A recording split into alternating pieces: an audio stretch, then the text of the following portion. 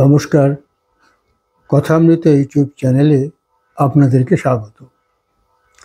দাদু তার প্রিয় নাতিকে জিজ্ঞেস করলেন, দাদু ভাই, তুমি বড় হয়ে কি হবে?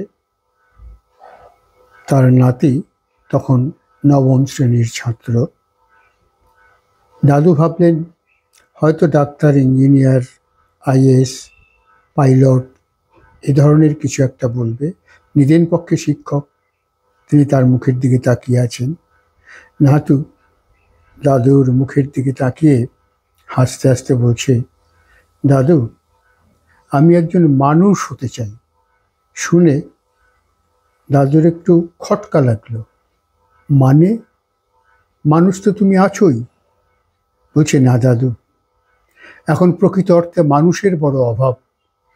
ডাক্তার, ইঞ্জিনিয়ার, ব্যারিস্টার, উকিল, আইএএস, আইপিএস, পাইলট, এক্সিকিউটিভ, সব জায়গায় প্রচুর কম্পিটিশন, খুব প্রতিযোগিতা, প্রচুর পরিশ্রম, টাকা পয়সার প্রয়োজন।